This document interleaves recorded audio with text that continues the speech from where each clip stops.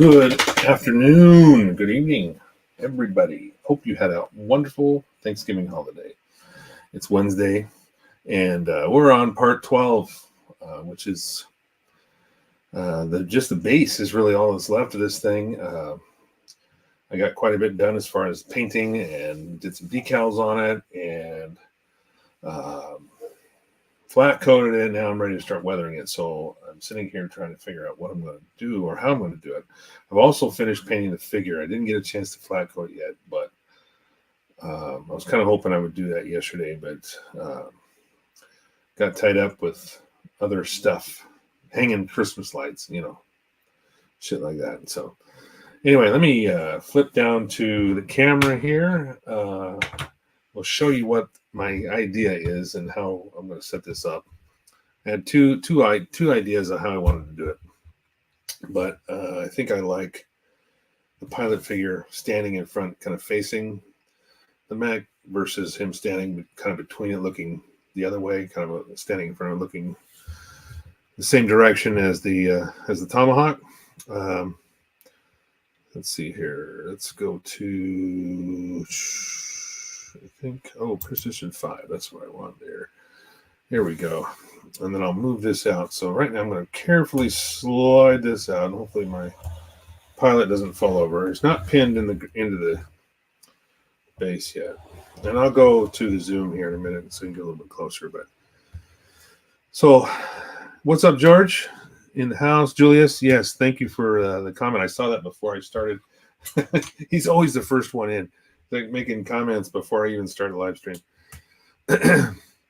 So anyway, this is what I'm thinking of, and again, this is a little bit of mobility. I might actually put some magnets in the elbows yet. I haven't done that yet, but it would make these a little bit easier. You don't fall apart. But I kind of like the pilot standing where he is here, facing the Tomahawk. I think that kind of looks like he's walking up.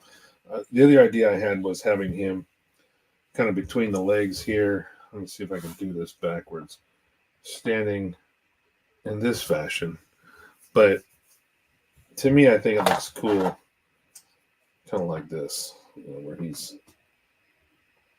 I'm trying to do this facing Tomahawk. So I think that's what I want to do. So tonight, I'm going to be working on the base, doing some weathering on it, and I was kind of trying to figure out how to approach it. Julius is saying, huge, no worries, George. Been busy with other things, and let's just put that on screen. Too much to read. So basically, also my airbrush malfunction and needs to be. Well, that's a bummer. There's nothing worse than having an airbrush go down. I've got a couple of brushes in case. I have 2 Eclipses, and the one I used the most was a new TCS. They're all Iwata brushes, but in case I also have a Greco, is it? Yeah, or Grec. The trigger. I have a trigger version of an airbrush, which is actually kind of nice too for doing like especially if you're doing like a bunch of clear coating. Let me move this up. I got my little menu here for the camera. It's kind of in the way. Grex, yes, that's what I meant. Grex, you know what I'm talking about. I don't use it that often. I use it a couple times, but anyway, I've got the same weathering materials here. I got my Tamiya Weathering Master pastels. I got a few oil brushers that I might use. I'm basically just going to kind of stain the floor here. When I get to a certain point, what's up, Manny? McDeo in the house. I'm going to take the Tomahawk off and put him back in the cabinet because I'm just going to focus on the base. I want to kind of zoom in on this so you guys can see the decals. And you can actually read these. These are Mecha decals, and they are legible. You are able to read them. Don't want to show any negative light on the manufacturer, so I won't mention which brand it is. Oh, you're talking about your airbrush? That's okay. No worries there. Keep that a secret. That's not a problem. And then I'll also zoom in on the Valkyrie pilot, which I know it's not a Tomahawk pilot suit. I know they're a little bit different in the anime, various differences like the helmet and stuff like that. But I don't have one of those to use, so I just kind of used a regular Valkyrie pilot suit. I did change up the colors a little bit from the last suit that I used, or last what I do. I'm talking about change up the colors from the last diorama that I did with the Black Aces Valkyrie. So with that, what do you guys think? You think you like this layout better? Basically standing just facing forward. I'm gonna have these kind of pointed out a little bit, but basically like that. I'm doing this backwards because I can't really see it in front of me, but I think this layout looks good. Unacceptable, my custom make the right figure. You would say that. I know it's because you do all your scratch building stuff. I did think about maybe I should shave off the visor on the helmet, and make it look more like a Tomahawk pilot or a Destroid pilot for that matter. But you have it look like it's stepping forward. You talking about the Tomahawk or the pilot? The pilot is in kind of a stepping motion. It kind of the stance of the pilot looks like he's kind of stepping forward. So that's why I kind of like this setup with him walking. Looks like he's kind of walking toward it, getting ready for deployment or something like that. But I do like the way these kind of sit. They're tight, but they're loose. I mean, they move. I say tight, loose. They move a little bit. They're starting to loosen up as I work it. That's why I'm thinking about putting magnets in the elbow sections. But what's up, Nick? Good to see you as well. Yeah, no, the Tomahawk is supposed to be standing still. The feet. I mean, again, I had to glue everything together in sections, and it was hard to get everything exactly the same. I did use a level to make sure I had the waist section level, so when I put the torso on, it would be as level as possible. I left the ankles loose, so then once I got the waist and everything glued together, I could glue the feet on and get everything kind of set, and that was the way it is. I did turn this foot, maybe turned out a little bit more than this one. That's okay. It's more of a natural stance. It's not going to be totally, symmetrical, I guess. But that's, everything on the lower torso is glued together. It's a solid piece. The only difference is the waist section comes off. I can't take the torso off. There's a big 10 millimeter magnet on each side of that to hold it together rather nicely. I also added the antenna here, which I will lift up here so you can kind of see that. So there's the antenna. That was the last thing I had to finish gluing into place. So that's on there. And then, like I was saying, I can take this. Actually, it's a tight. It actually sucks it together pretty tightly. So I can take the torso off, but it allows me to kind of reposition it, whatever, like that. So with that, I'll move this carefully around. I'll take the Tomahawk off, and then I'll do some zoom in so you guys can see the pilot a little bit closer. Let me get this thing out of the way so I don't damage it. Put it in the case. It's just so big it needs to get out of the way. Otherwise, I'm working around it, and I might knock that brand new antenna off. So I'm going to switch up here. Let's go to, let's see, we want to do hands close. We'll switch up there. Okay. So here is, oh, there we go. I did this a little bit differently. Here's the pilot. Currently the visor is a light blue, the actual front of the helmet, the glass portion is light blue. I will go over that again with a clear blue after I flat cut it.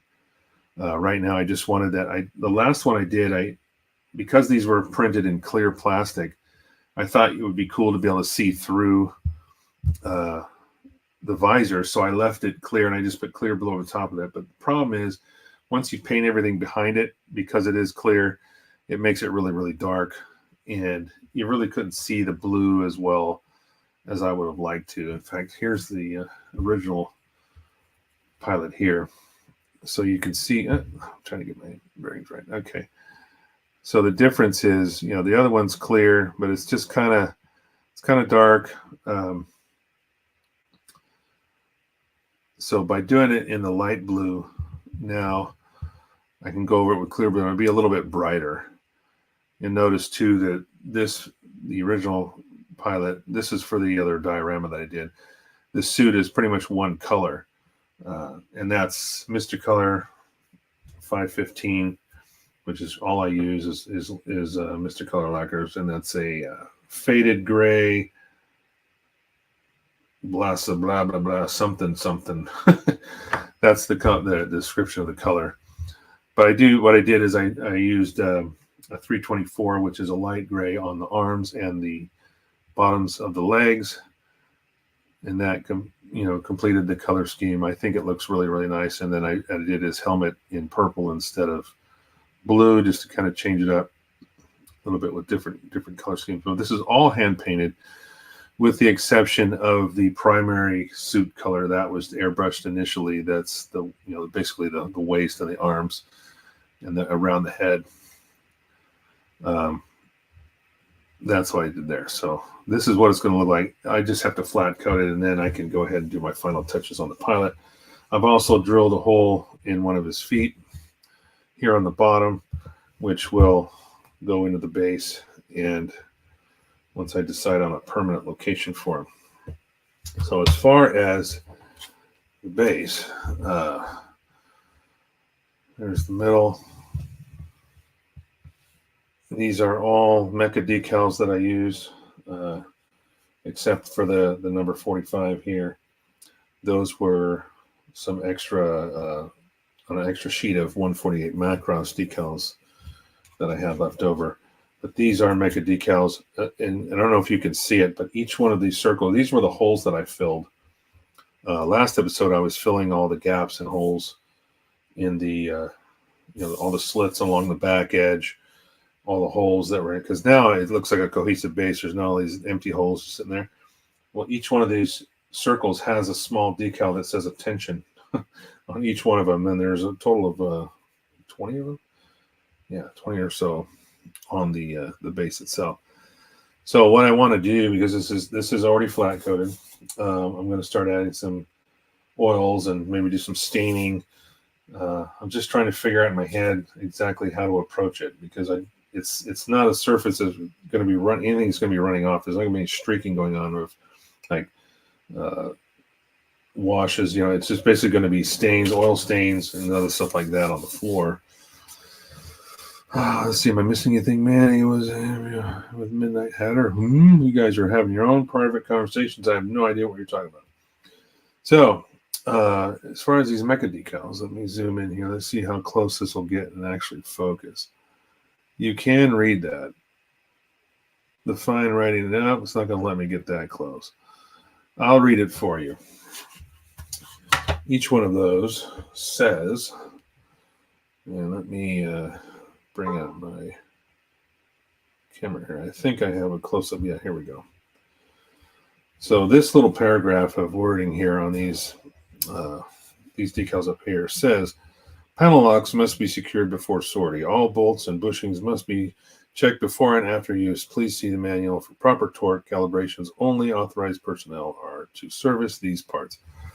Pretty darn cool, right? You can actually read that. Now, the other ones, which I can't remember now, says something is similar. These say attention as well. There's something similar to that down in this paragraph. And then, of course, those circles, which are right here, they say attention. And then there is the wording there. And it's pretty small, but that's what's cool about the mecha decals. They're absolutely legible, crystal clear, and they came out really, really nicely. So, any ideas on how I should... Hey, what's up, Lou? I think this is the first time I've seen you. How are you, sir? Or man? I can't tell you. Is it Lou? Is it Lou? Is it guy Lou? Or is it... Please forgive me if I if I get that wrong. So I think what I'm going to do on the base here to start, I got a little blemish here, and I think that's just some. I'm going to see if that'll come off with a Q-tip. There's a little bit of a stain here. But I think what I'm going to do is I'm going to start with some of the weathering. I don't know what that is, but I'm using AK enamel thinner on this just to see if something that could come off. Yeah, it sort of did. No big deals. Just adds to the character of it. What about using an eye drop held above the base at different heights to drop simulated oil stains? True. I could do that. Julius is asking, put it up on screen here. It's a good question. I don't know. I could do that. What I will do is I've got brushes here that I've used for these before, and I can use some of the oil brushers. There's a Starship Filth in black, and I also have a couple of MIG products here. This is a Starship Wash and a Starship Streaking color that I can also put on. These are also enamel based, so that's why I have the AK. Flip it around this way. AK enamel thinner, and I can use that, and I actually drop that on there, and that will spread out those oils and make it look more like a stain, floor stain or something like that. It's going to be a little bit on the floor. It can't be pristine, obviously. If it's a hanger. So I'm going to sit here and decide which color I want to go with. I want to do a little bit of discoloration with the these pastels, and then go back over with the oil brushes. I think last time when I did the Valkyrie, or excuse me, when I did the Tomahawk, I put the oil brushes on first and then tried to go over them with pastels. A little bit harder to do it that way because I had so much of the oil on there, the oil paints on there. It's just not really working out. I had to kind of double up and go back over those areas. So that's why I'm going to do these first. And I'm just kind of toying with different ideas. I haven't had a chance to really sit down and think about exactly how I'm going to approach it. So this is going to be a learning process as we go together here. It looks like I got the zoom in pretty good. You guys can see everything fairly close. Let's see. I guess we'll start with soot. Just something maybe in a corner. I'm kind of want to highlight these. Damn, that just came right off on my hand. Want to highlight some of the lines and the panels. Maybe these circular sections turn or something like that on the floor. So there might be some shadowing and wear around those areas. There, let's see. How tall did the model end up being? It's about 11 inches, 10 and a half to 11 from the bottoms of the feet to the top of the shoulder rocket pod. The head maybe about 10 inches or so, but it's about 11, almost 11 at the top there. I have some pictures that I posted online with the standing next to a 148 Valkyrie, so you can kind of get a little bit of a idea, but I can bring that up on screen here just so you guys can see. All right, so that is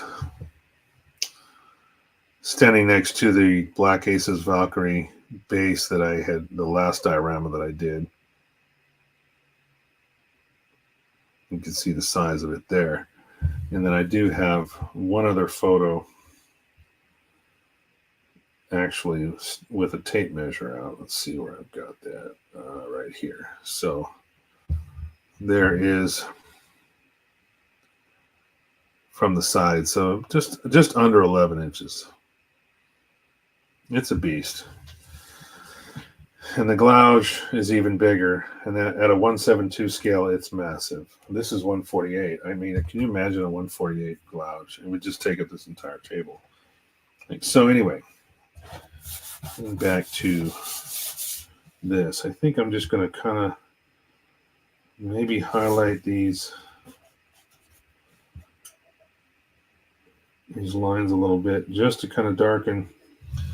I did some pre-shading on this, but this will kind of just add a little bit more shadow, and you can kind of see that as I'm not using a lot of pressure. I'm just putting a little bit of that on there just to kind of highlight some of those lines.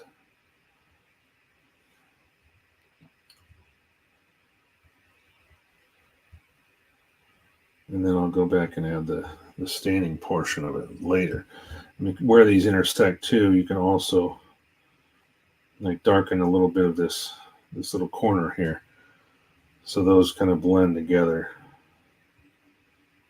That's what a lot of what I did on the Tomahawk, is I took these where sections converge and where there would be oil and grease. I can balance it out if there's a little too much of that. I've got the other side of the pad here that I can reduce it. Also, this will come off with the enamel wash or enamel thinner as well if I get too much of the pastel on there. Midnight Hatter is a YouTube channel. All right. I'm not sure what you guys are talking about. You'll have to PM me later or DM me later, whatever you want to call it. Fill me in, because I'm looking down right now and probably missing half the conversation.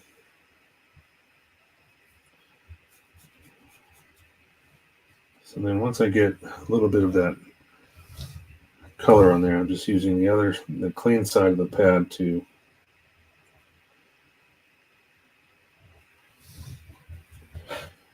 just blend it out and smooth it out a little bit.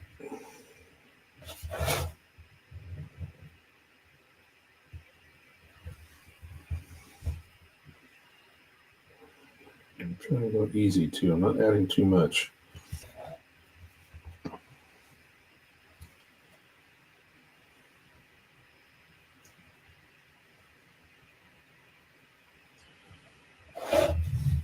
Just a little bit of dark, just a little bit of haze there, just a tiny bit.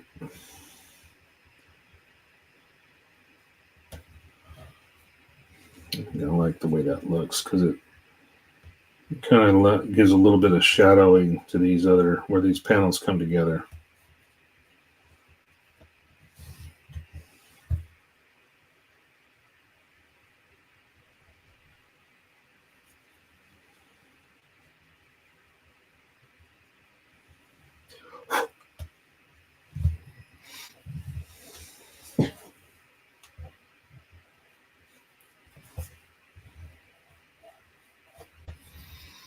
There we go. Sorry, I'll look for it and watch it after. Yeah, that would be kind of rude, right? You guys come on here and then just start watching your own programs on the side. You do what you want. I'm not going to hurt my feelings. Just remember, when I started doing these live streams, hardly anybody was watching. I would get maybe one or two people popping in for a second or two and be gone. So the fact that you guys are hanging around for an hour and a half is awesome. Wouldn't bother me one bit. Wanted to check something out.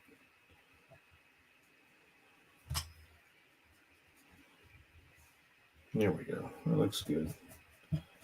Just kind of adding a little bit of texture to some of where these panels converge. I'll highlight them a bit.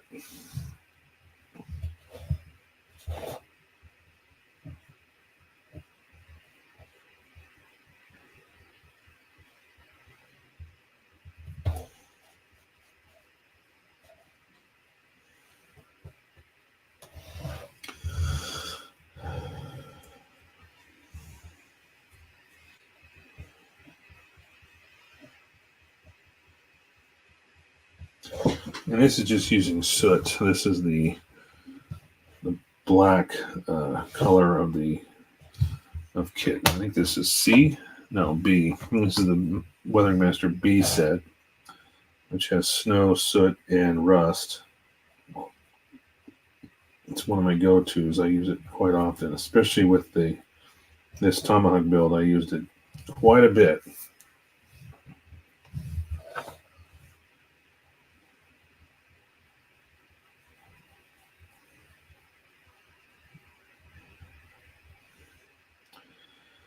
And because I've already flat coated this base, these pastels are sticking quite easily. I know some people have done them with a gloss coat, but I think for me, the coverage is a little bit easier when it's been flat coated, because those microscopic little dots of flat coat on there, they kind of give you, it's almost like a rough texture, so it grips. And it's easier to apply the color because it kind of has something to hang on to. Gloss is a little bit harder. It just depends on what you're going for. And there's reasons for doing it both ways.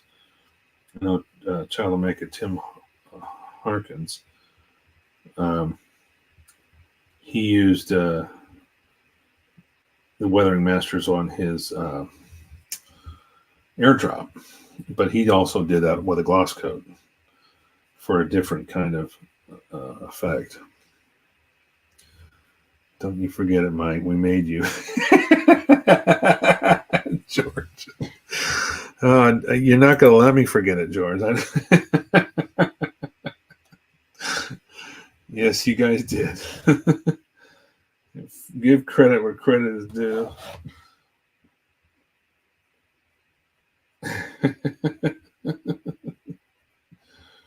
Yeah, I haven't been doing this as long as you have, George. I think, what'd you say? You're up to like 6 years now, or 3 years or something like that? 3 years of doing your live stream? I think I got a year. This has been about a year, I think. I'm just looking into it the other day because I was trying to figure out kind of how long I've been doing this and how much the channel has grown, the page has grown. Lately, it's just been kind of taken off, which I think is awesome. But yeah, I'm approaching 4,000 on the Facebook page. YouTube, I'm running at about just under 200 subscribers. But lately, that has been, I'm getting a lot more. It was usually 1 and 2 every so often, but now it seems like at least 1 or 2 a day at this point, which is just awesome. I'm so happy to heading into 4 now. Wow, that's cool. 4 years.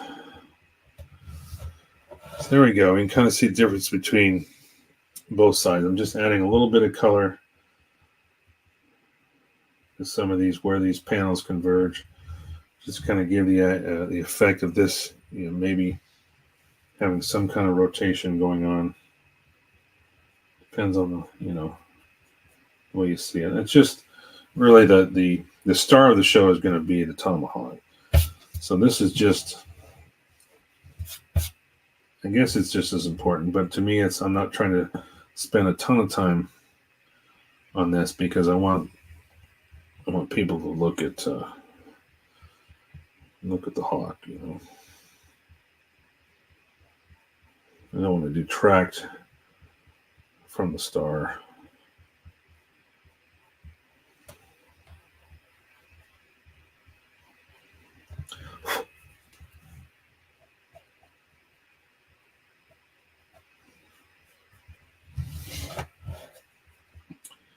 You can add more to this too. I can use different colors. Right now I'm just using soot. I'm just starting to get a feel for where, again, it's difficult sometimes. I was running a blank. I was standing there staring at it going, how am I going to weather this? What am I going to do? To what extent?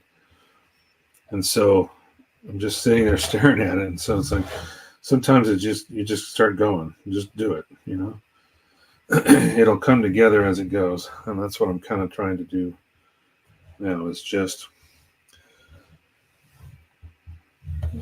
these are, I guess they would be considered steel floor plates, not concrete, especially if it's in a hangar. So there's not going to be any cracks necessarily in the flooring, so I don't have to worry about that. I'm not trying to simulate concrete. Another thing I thought about, am I going to put cracks in the floor or not? But I think I'm going to go along the idea that this is these are steel plates. It looks like it was pre-shaded. Yeah, I know. And even though I did some pre-shading already, yeah, that's kind of what I'm trying to do. It's easier to go back and apply these, because you can actually blend it a lot easier than it is to use an airbrush try to pre-shade it. And that way it just kind of highlights, it just kind of separates the panels a little bit more to me. I mean, again, there's probably plenty of ways to do this. Plenty of better ways, maybe, than what I'm trying. But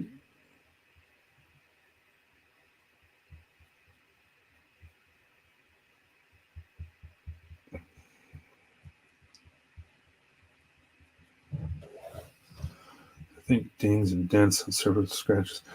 Yeah, that's true. Yeah, and it's not going to be free of blemishes. I'm just thinking there's not going to be any chips or cracks in it. Yeah, we'll probably go in and add a few of those things like that. I see what you're saying. There's going to be some wear and tear with these things walking across it, but it's going to be a little less more like what concrete would look like. Kind of like the base that George made for a Spartan. There's actually little cracks in the floor. There's weeds kind of coming up in between the cracks and stuff like that. So it looks like an outside, area, something on the ground, not on the ground floor, not necessarily in a ship, or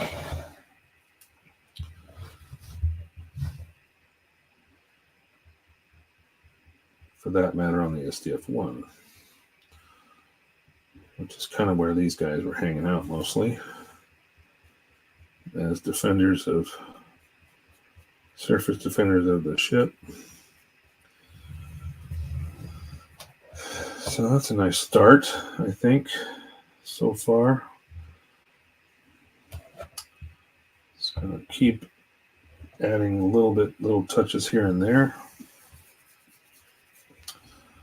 I got a little bit more to blend in right here.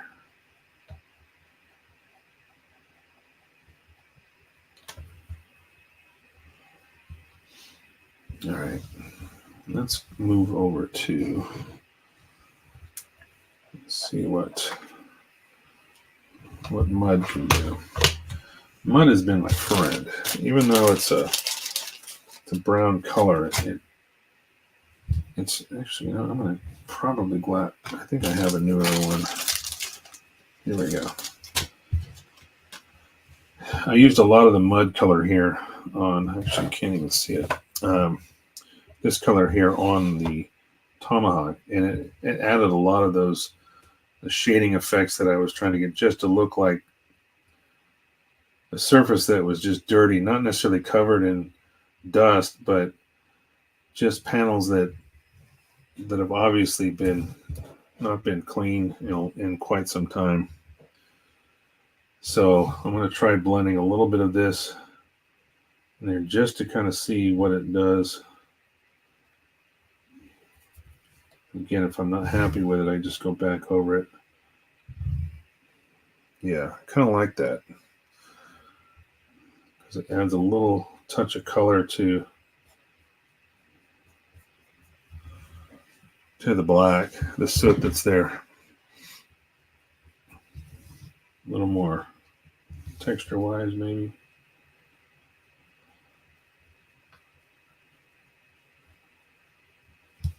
Once I add those colors, if there's a stark line, I just go back over it with the other side of the pad, kind of blend it out. That way it just kind of fades, goes from that black to the mud.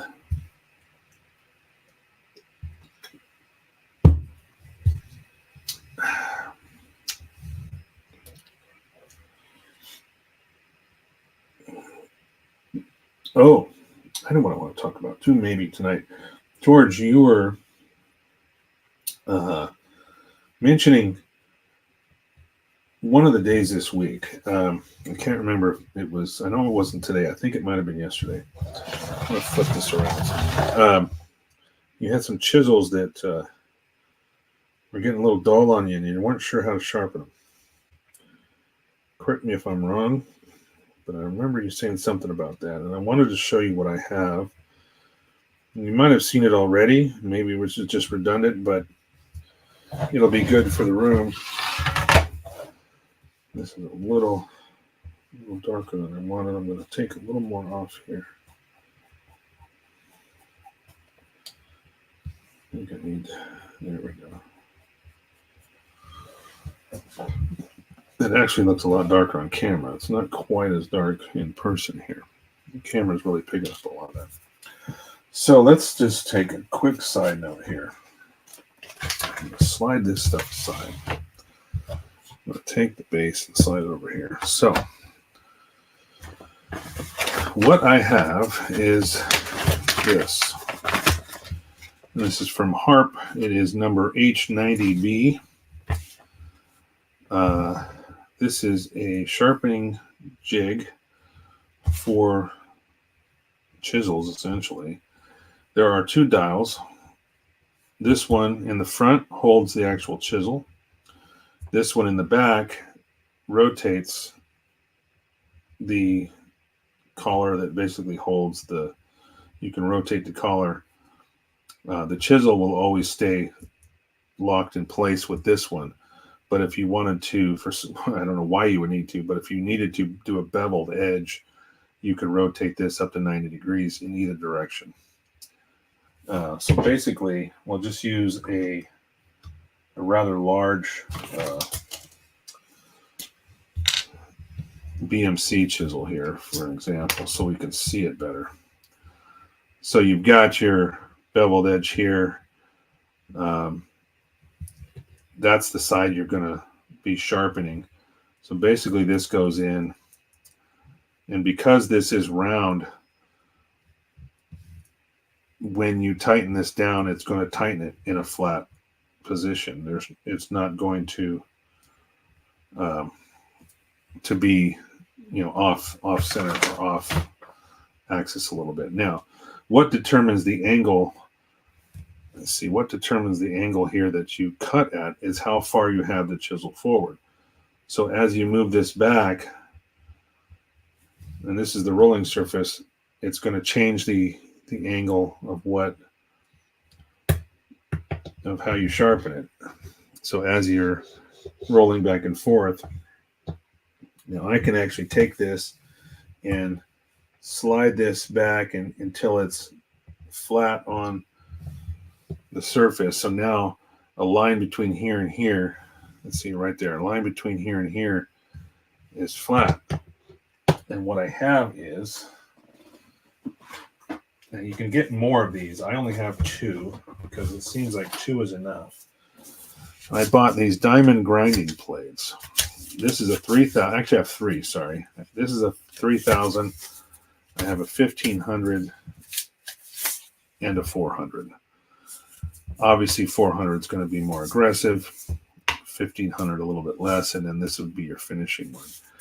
And I will bring out the 3,000 just for sake of demonstration purposes here. I wrote it on the back so I don't forget. So with the roller, once you have your angle, you're just going to go back and forth and polish up that edge. Now, I'm using the 3,000 because I don't want to, these are already sharp. I don't really need to take any material off.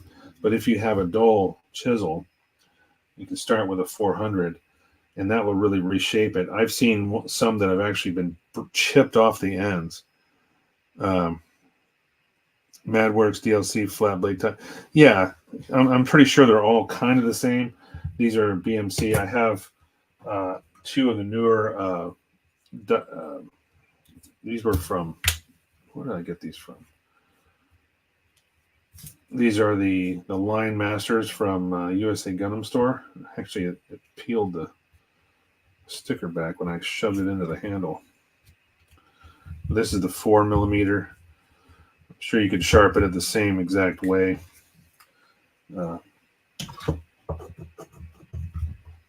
But once you get the angle, just by adjusting, how far in, because I'll show you as an example, as you go in further, you see how the pitch changes on the tool as the chisel goes farther forward. So basically you pull it back until it's flat, and then just by going back and forth, you're going to polish that edge. And you will restore your chisels. I did a couple of them that I use often, which was like the 0.3 and 0.4, 0.5mm BMCs. Those are the ones I use most of the time on Gundam stuff, 1/100s. It's about the same panel line size. And amazing how well they work after you're done. And this I just leave at 0 degrees because there's no reason that I can see for having to change the pitch at all. I'm more concerned about this edge being correct when it's down, and you can kind of see where it should be. So this should actually come up to like there. That's almost there. It's actually needs to be shorter. So if you go to maybe there, all right, and I'm basically just putting this sideways and seeing that, making sure that surface is flat against the so you're getting you're polishing the entire surface. And then it's just a matter of rolling it back and forth. And you're done. Go that, consecutively go down from 400. I use the 400, then the 15, then the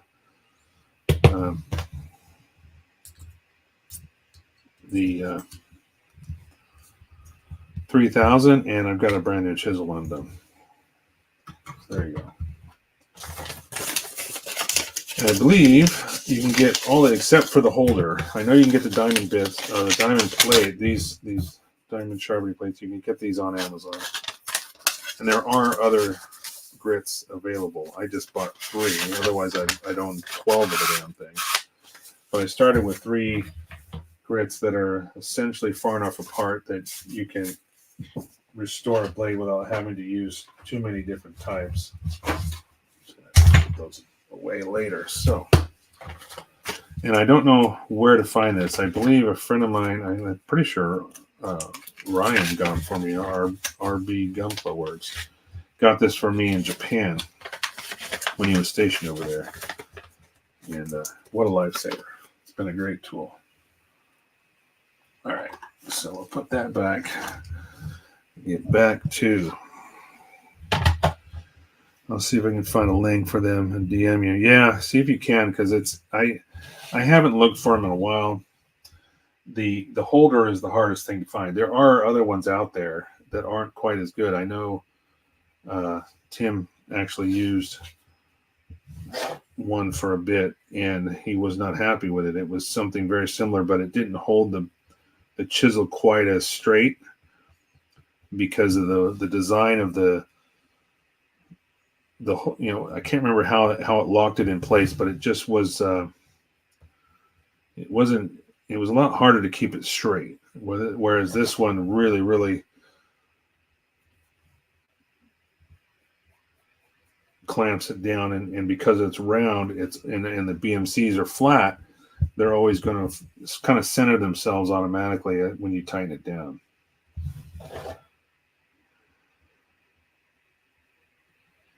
So I'm just kind of adding a little bit of this mud in here and then blending it back.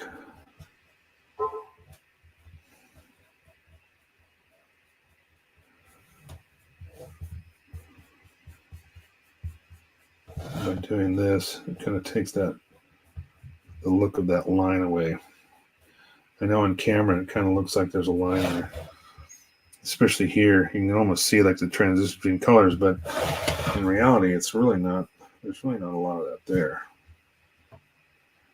Add a little bit more, just kind of blend that away.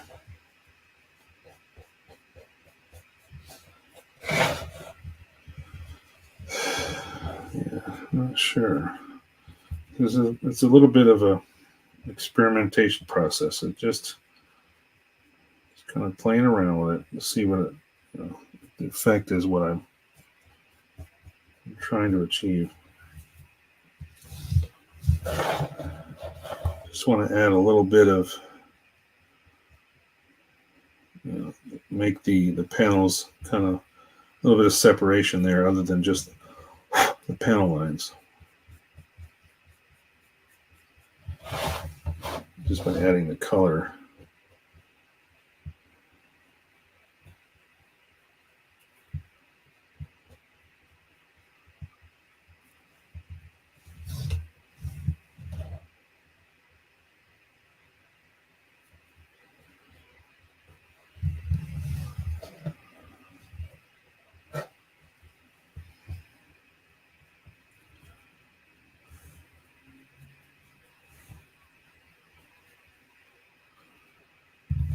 Time for me to log off. Okay, Lou. Thanks for joining in. I appreciate you. Hope to see you next time. We're here every Wednesday, same time, 6 p.m. Pacific. I know it's late. I don't know what kind of time zone you're in, but it's late for some of those East Coasters. But a few of them still show up anyway.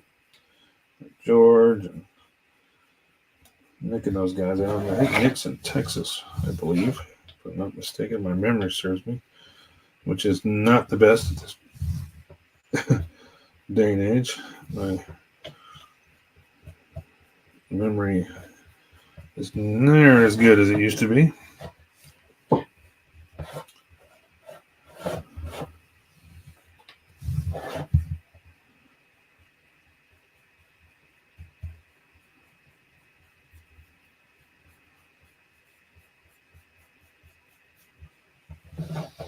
Yeah, starting to come around. All right, what am I missing? Oh yeah, over here. After this, I'm going to start throwing down some of the oils, kind of thinning them out. The nice part about a flat surface like this is you can drop the, once you get some of that oil down, you can put some thinner on it and just let it kind of spread out naturally. And it will kind of give the effect of an oil stain. All right, so we got some basic colors down. Got a little bit of a smudge here. Big time smudge, actually. Get rid of that. There we go. Gosh, that's dark. Actually, I'm going to take that up with an anvil. So I will take a Q-tip here. Just going to go right over this and pull that right up. Should take it right off.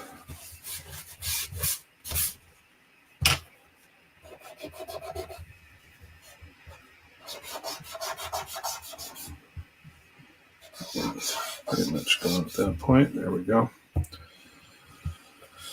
6:49. Cheers, everybody.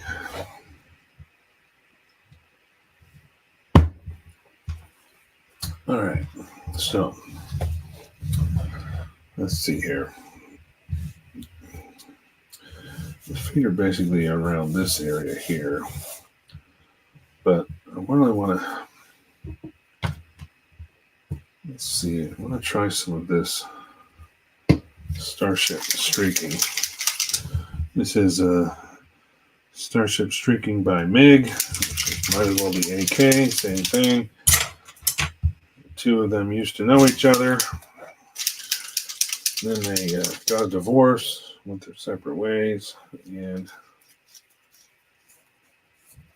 now we have two. So I'm just going to start with a little bit here. And this is pretty thin already. But as I go here, I'm going to add some thinner to this and really bleed it out. So it's still going to be some dark areas, but I want it to look kind of like oil stained.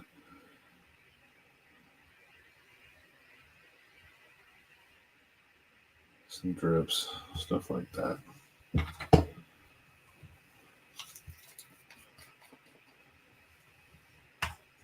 DM info. Why don't you DM me, George, since you're in the DMing mood? DM me, unless you're talking about the sharpening stuff, then of course I don't necessarily need that. But... So now what I'm doing, I'm just adding a little bit of that thinner to those spots, and that will spread out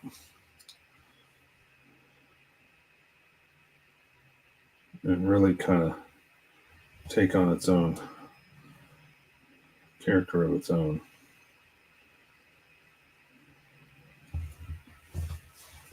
You can see how the edges are fading. They're fading, faded a bit just by adding that thinner on there. And when it finally dries, it will leave that kind of a blended stain look to it. I'm just going to spread it out, moving it around. That's the tricky part about oils. I mean, I'm sure there's a better way to do it. There's probably other ways to do it. You just kind of move it around and keep moving it around until it... You're so needy. Really? If I am told that I am needy one more fucking time this year, I think I'm just going to have to retire. That's an inside joke. You wouldn't know, George.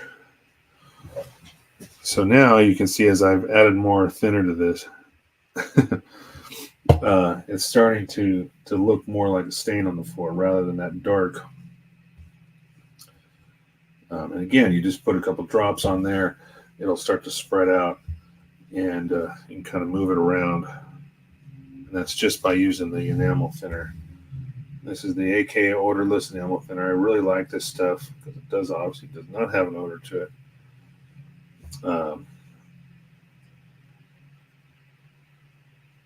And I use it for cleaning off my panel lines. Also, let's see what else. If you're doing like a reverse wash or something with an enamel paint, like a testers or something like that. Or if you're lucky enough to have the Tamiya enamels, which I wish we could find that easier here. I would buy some of that because I'm pretty sure that would outclass the tester stuff any day of the week.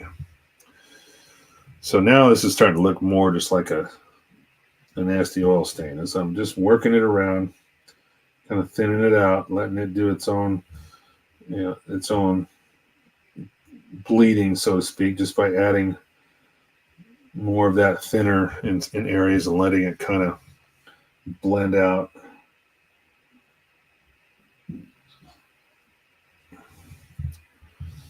Yeah. And then we just do the same thing. Take a little more of this. Let me go up in this area here. Just start, add a little bit. It doesn't take much. You'd be surprised how much, just a little spot of this will actually open up and create a huge area. I mean, this started out small, and you saw where it kind of turned into. It's just kind of an ugly stain. And you can see how dark it looks just by itself before we start thinning it. I'm just going to randomly it's almost like doing chipping. I'm just going to randomly toss a little bit out there, and then when I start thinning it down and blending these spots together, as well as pulling them apart, it will look quite nice.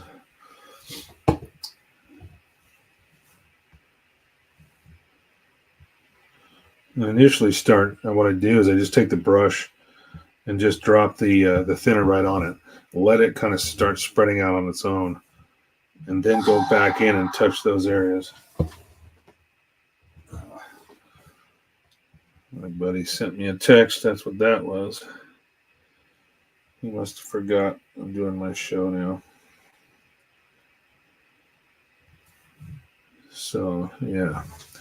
And then a couple more here. We're just going to keep adding a little more thinner, a little more, and just working it around until we get that desired effect. This is a little bit easier than doing like streaking effects. It just by, we're just trying to make it look like a stain on the ground. So there's no real pattern to it like a streak. Oil streaks going down a surface are a little bit different. They're going to be more straight lines, stuff like that. This is just more of a floor stain. So this kind of thing is going to mostly do the work for you just by putting the thinner down.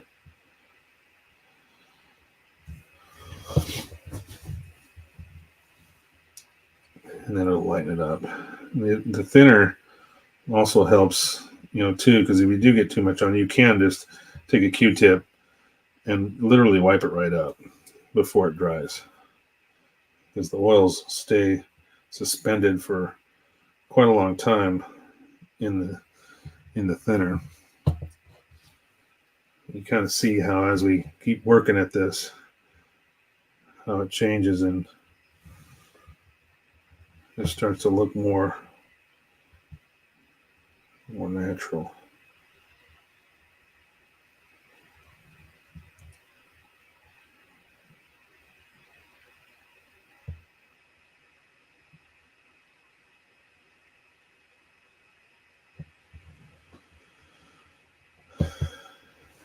See how it looks pretty good. And I can even go into, if I wanted to, add a little bit of that grime around these areas, kind of like the way I did the waist section on the Tomahawk. And I wanted it to look like a big greasy bearing, where you got this big mech that is just leaking a little bit of oil here and there. It has has a lot of greasy parts. And that's what I kind of did with the torso. So, by if I'm kind of thinking about the idea of these panels being, something like a rotation, there might be parts moved in that the table might rotate and, move those around. If this was some kind of a hanger that had that kind of system involved, there might be some material around these circles. So I might go in and just add more to that. I really want to be done with this week, because I'm kind of itching to do something new. So I'm kind of deciding. Sunward Hobbies in Canada has Tamiya enamel paints. Oh, lost of stock. Nice. I'm going to have to write that down right now before I forget. Good Lord. I got people messaging me in all forms. Okay, let me write this note down here. So the Sunward. Okay. SUNWARD.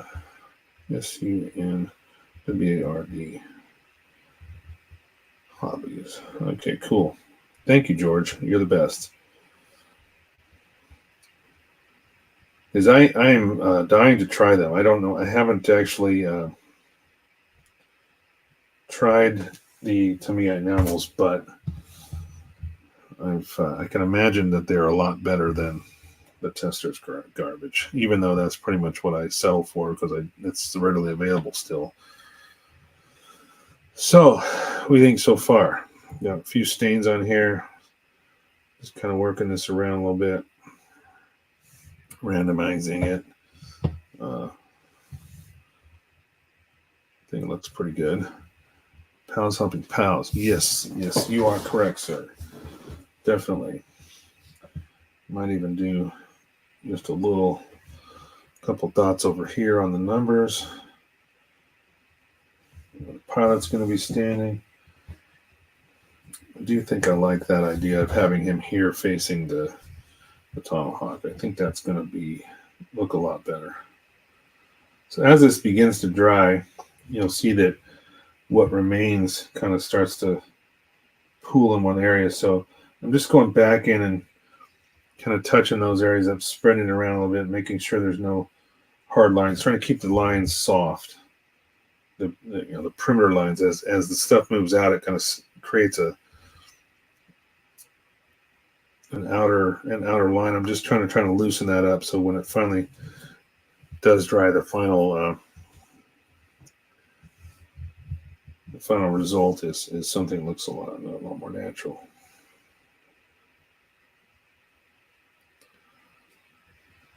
Yeah. And I can try actually going in with the, if I wanted to, actually, I'm going to try something here. I'm going to take my black oil brusher here. I'm just going to put a tiny bit in the center of this, and I can kind of work that out. Just a little bit of black in here, and then I'm going to go in and work that out and blend it in with the starship streaking, which is more of a kind of a muddy, it's blackish, kind of gray, brown. Now I can actually take this and blend this out into what's already there, and it'll kind of give it even more texture and variance there. It's a little bit darker. Need more, add a little more.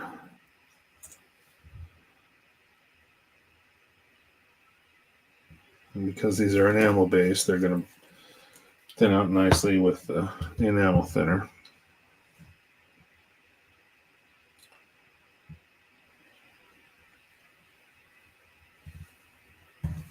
All right.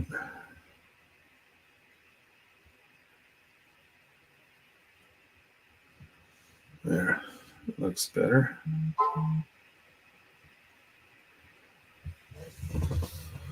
Just like that. A friend has used them and really likes them. That's good. Good to hear. Because I think they would last a lot longer and be probably a little more reliable than, say, a Tester's product for sure. I just think that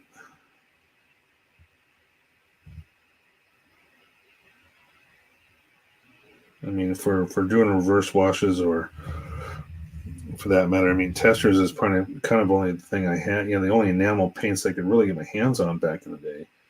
There's a lot more stuff available. You just got to know where to look. So now what I'm kind of doing is I'm just. Oops, I guess I could have done. I haven't done any. A little bit. I'm just kind of going in and adding. I've got a little bit of that enamel or those oils in the brush here, so I'm just kind of touching a few areas, just making little shadows here and there.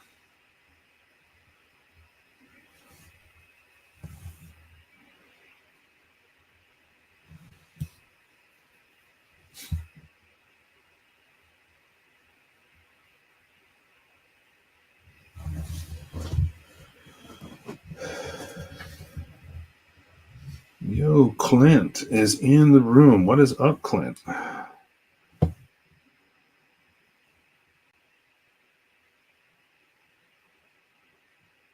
Good to have you, man. When's the last time you were in? My memory is not that great anymore. I appreciate you, though. If it's been a while, I'm really glad to see you back. Maybe it's been a week. I don't know. Help a guy out. There should be more available than discounted testers for sure. Yeah. Sorry, I almost forgot about your stream. My memory is. I was just talking about that too. I was like, I don't remember last time I saw you. Let's put it that way. That's all right, man. It's all good. You know, real life comes first. This is a hobby. At the end of the day, this is a hobby. We share our experience. We show you new stuff. Try to hopefully spread the knowledge and help youngsters or help people try something new. That's why I like doing this. So far, I've got a couple little stains on the floor here. Once I put the Tomahawk back on, I think it'll look really nice because Some of this is going to be covered up by his feet. I'm not really worried about these areas, kind of in these areas here. But, this will kind of be peeking out. This will be very visible because that's kind of in front. The pilot standing right on top of the numbers here, essentially, maybe right in front of the numbers. I will just drill a small hole. I'm using some brass rod here. I think this is, I don't know, maybe a 1/16 of an inch. I'm not even sure. Just drilling a hole in his foot on one of the feet, and then doing the same in the base, and then I can pop them in, take them out for transportation purposes. I don't have to glue them in place permanently. That's kind of what I did with the original Valkyrie and all those crew members that I had in the hangar there. All those guys were held in by brass rods in their feet. It sprays very nice. Really? So you're actually using it in your airbrush. See, I'm not sure I would use it for that because I'm so used to using it. I guess I could, but I'm so used to using Mr. Color through the airbrush. And what you guys can't see is my entire paint rack that pretty much surrounds my workbench. I have a lot of paint, and so it's all Mr. Color. Just ridiculous amounts of paint. Most of them some of them are multiples, bottles colors that I go to a lot, especially with the Macross kits, because Hasegawa exclusively uses Mr. Color charts for their model kits. So that's what got me started using Mr. Color. Was I bought my first Valkyrie, and I thought, all right, I'm going to buy just the paints I need to do this Valkyrie project. And I did that, and then it was just like, I love this stuff because it's tough as nails. It's durable. It's way more durable than Tamiya. Tamiya just scratches off, so easily. Whereas this stuff you can handle it within a couple of hours, even less in some cases. You can be moving along quite quickly just because the nature of how the lacquers dry so quickly and stuff like that. So that's why it's a little harder to hand paint with them. But I still hand paint with them too. That's what I did this guy with. The entire pilot figure was done all hand painted, with the exception, I should say, with the main color, like the greenish gray here that was airbrushed on. But everything else, all the detail work, all the striping, everything was done with lacquer. To me, acrylic with MLT is pretty solid. MLT, what are we talking about? Mr. Leveling Thinner? Yeah, that's what I used with it. That's what I used to airbrush with. But I just the durability of the lacquers is what made it for me. And I just kind of fell in love with Mr. Color stuff. And I still have a giant box of Tamiya paint that I let a friend of mine borrow. He was going to use it to get started before, because he had an airbrush and stuff, but didn't have a bunch of paint to use. I said, here, knock yourself out. I've got all these colors, just go for it. And so he has that box in his possession, but I've never really gone back. Leveling thinner does work great with Tamiya. I will say that it is amazing, and it sprays very, very, very easily. But I just think, as far as durability, you can't beat Mr. Color. So, what do you think so far? Not too bad. Any ideas, boys and girls? Anybody want to give me a shout out here? Tell me what you think. Maybe I could add a little more to this. I don't think it's finished. I do want to add a little more color, like you were talking about, maybe some scratches and dents. Maybe I should take out the finer brush and do some chipping maybe on these panels, even though there won't be any cracks like concrete. But if it's a painted floor, there may be some chipping and stuff like that. So maybe that's what I'll do. I'm going to thin my brush. Actually, I'm going to clean it with just regular lacquer thinner. Don't get me wrong, I prefer Mr. Color as well. Yeah, I was looking. You know what, George? It's funny you should mention the real colors, because I noticed that at Michigan, was that Michigan Toy? What, I can't remember the name of it right now off the top of my head. But that hobby store in Michigan, just finally, I don't know when they got their website up. I just finally remembered to check it again. But their website is back up. It was down for a bit, and I was able to check it, and I saw that those AK real colors. I didn't get a chance to really look at what was there, but I thought, man, that's just one more thing. I would love to try them out, especially if you say you like them.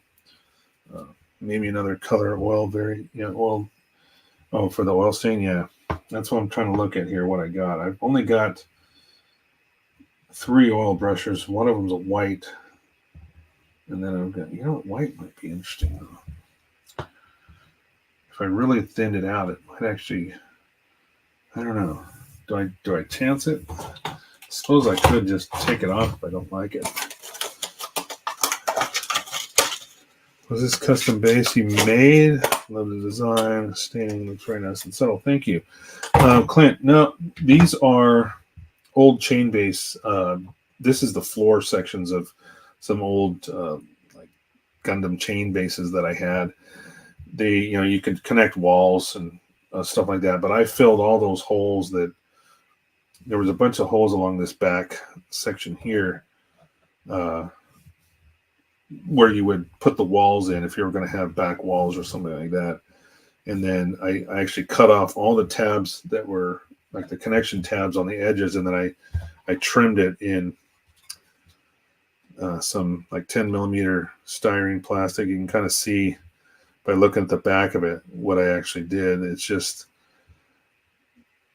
sealed all that up and left it black, and then that way it's a nice basic quick base. I didn't want to get too crazy with it. I mean, I could have gone nuts and put scaffolding and who knows what, but I'm just ready to be done with this project. I spent a lot of time doing the base on that Valkyrie, and this one is just like, yeah, I just want to be done with it. So I wanted to make something fairly simple, straightforward, not too bad.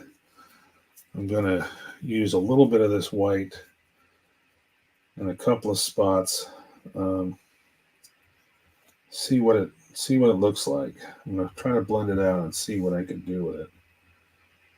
I'm not sure where I'm going to go here.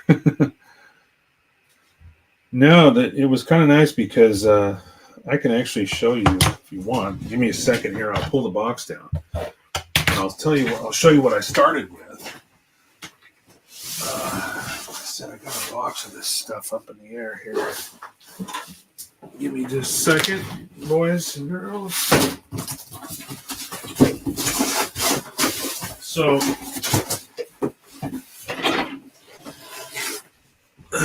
this is essentially a bunch of these different ones that I started with. Okay. This one's a different floor, but there are several, floor types. You can use that one. This is the one that's in that box. This is what I was going to try to use with instead of this one, but I couldn't get these to sit really flat. They didn't want to interlock as well, and I wasn't sure how I was going to fill all these holes with this diamond plate pattern and make it look nice. So I decided to go with this one. Here is, let's see here. Yeah. So here is,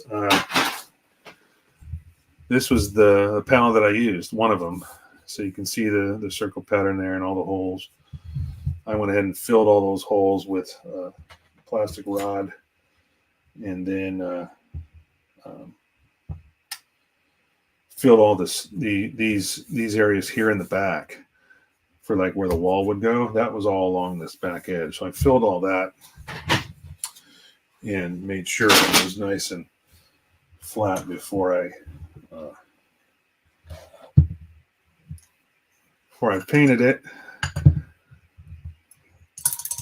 So yeah, it does look nice now, but it took a little bit of work to get where it was at.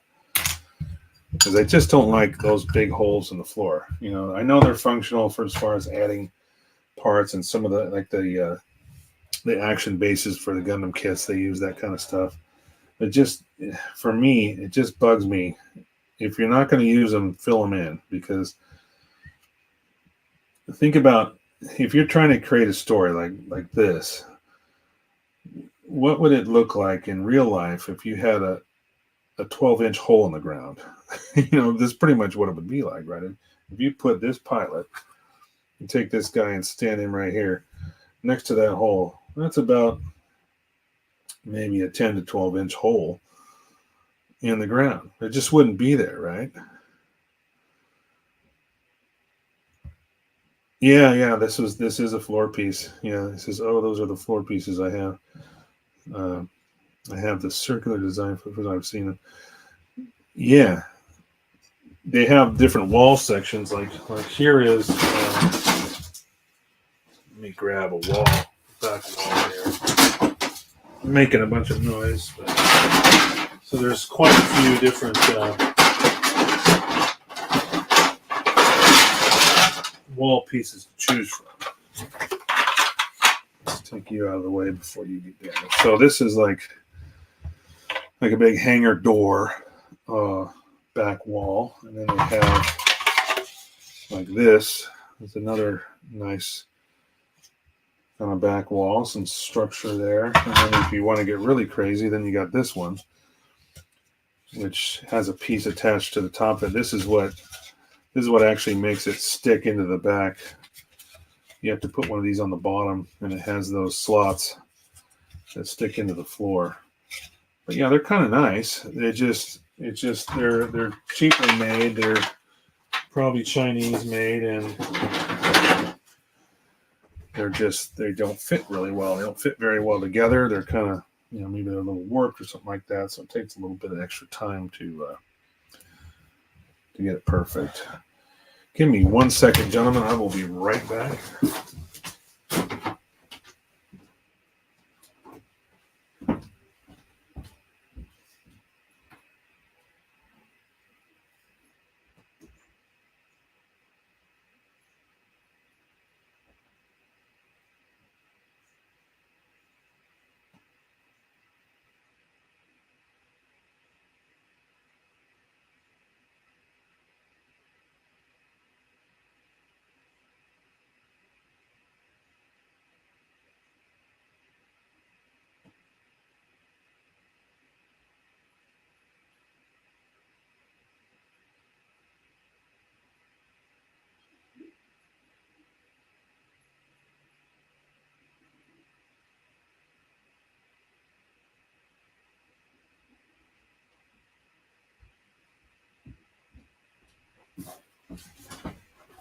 All right. So sorry about that. I'm back. Let me go refill my coffee. Yeah, go refill your coffee. I'm drinking a beer, though. But it's still only 20 after 7 for me. USA Gundam is selling the Type A version of the action-based MSG modeling support goods mechanical chain-based. Okay, cool. Yeah, I know there's some out there that are very similar, if not, they may even look the same. It just depends on who the manufacturer is. Like when I made the last Valkyrie project that I finished up a few months back, the bases I used for that were actually a Korean company, and they were really, really nice. And unfortunately, I don't even know if you can even find those anymore. But yeah, really cool stuff. Shit. So I'm going to try this white. I'm not sure. I'm kind of being brave here. I don't know if I want to do this or not. We're going to see. Let's see. Where should I put it, though? Maybe I can do just a little bit in here. It's pretty white. It's going to start small. I'm going to take some of that enamel now. I'm going to start moving it around. The thinner that is.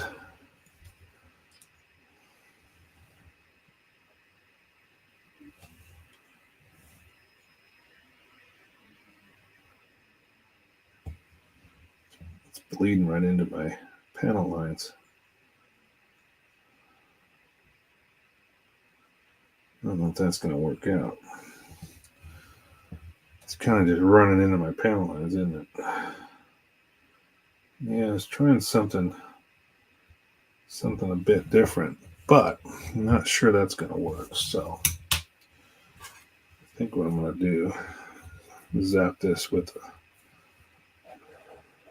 a Q-tip here and take that right back off.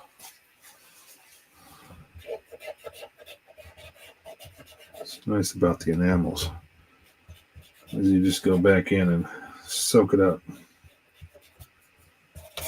with the enamel thinner. Done deal. Yeah, I'm not sure that's going to work the way I wanted it to. It's worth a shot, though.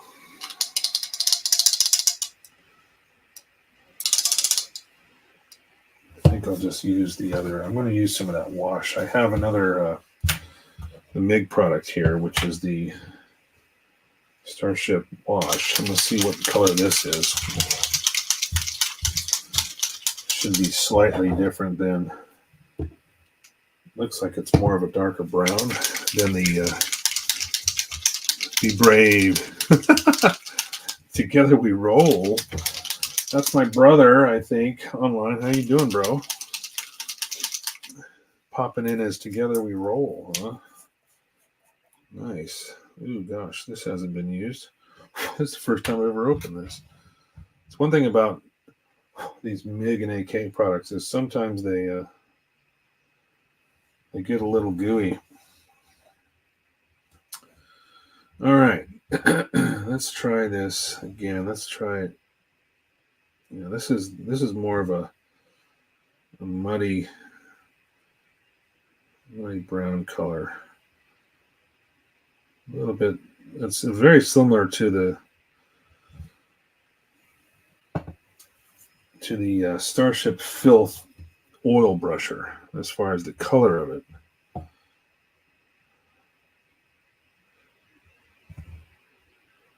Doing good, thanks. Good. Everybody say hi, David. This is what, second time you've joined in to one of my streams here? Very good nonetheless, though. Good to have everybody in here. We're only going to go for a few more minutes. And you can kind of see it's a little bit darker. Not a whole lot there. I'm going to bleed this out quite a bit because I don't want too much more of the staining going on. I just want to kind of give a hint of that. So I'm going to thin this out quite a bit so it kind of bleeds away. It's not too bad. Fourth or more. Maybe it's just you haven't commented because I don't remember. I know I've seen it before, but I'm not sure you actually. Maybe you're just not talking all that much. Nonetheless, good to have you in here. So, maybe this is the first time you've seen the new camera that I have that I'm using right now. This is actually not my camera. I'm borrowing it, but I'm probably going to end up getting one when this is when he wants it back. And it's called the Insta 360 Link. And yeah, this is just, I'm just going to have to soften that up a little bit. Just not quite doing what I want it to.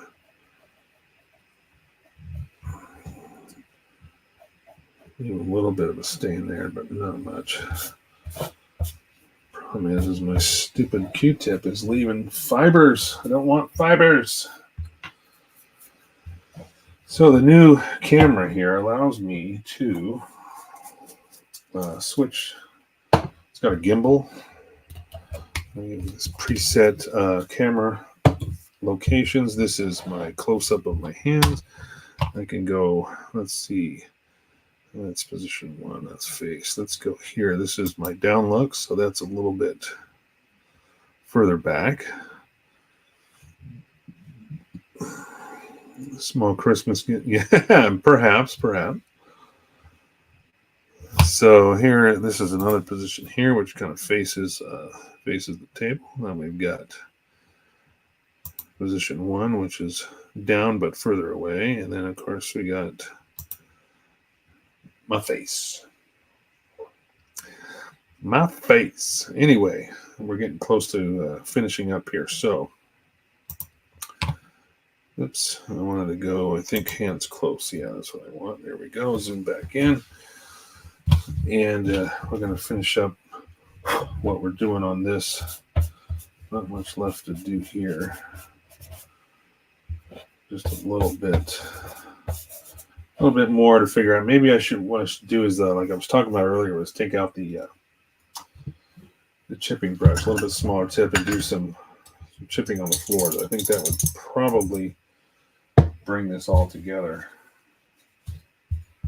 And sometimes, again, this kind of stuff is sometimes it's an experiment. It's basically toying around with different ideas and see what works.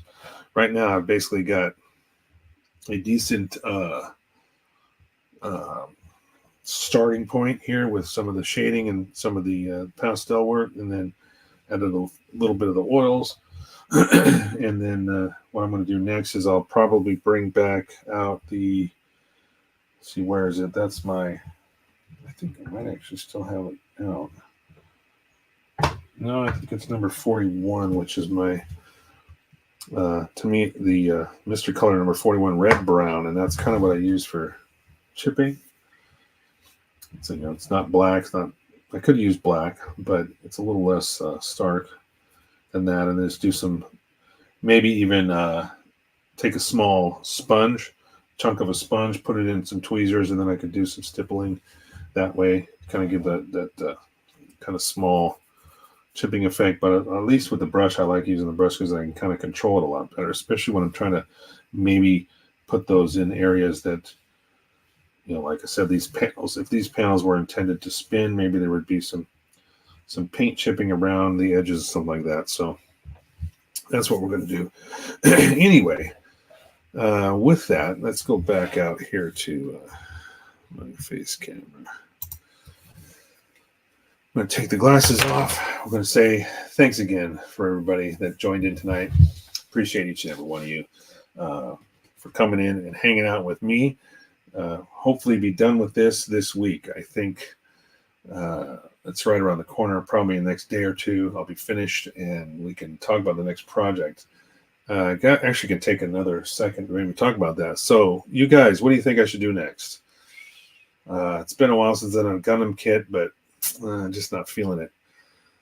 I was actually taking some inspiration from a friend of mine, and I may actually do a Maquet kit. So let me bring those out really quick before we head out. And what do you think, George? Should I do a Maquet or maybe a Gundam armor kit? Maybe a hover tank, big 135? That might be a big project. But what I'm trying to do is figure out, because I'm going to wait till after the first of the year to do the flooring in here.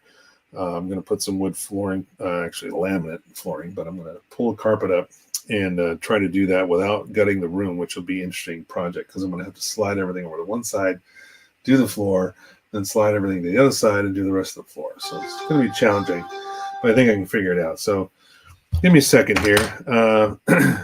Build a plane. I don't have any planes, George, unless it's a Valkyrie. I've got plenty of those. You know that. So Maquet. Julia says Maquet. So let me show you the two kits I've got.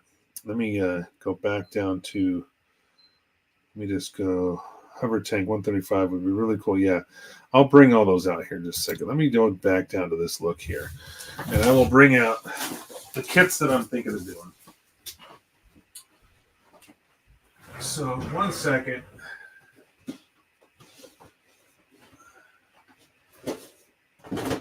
So that's there. That's this side of the closet.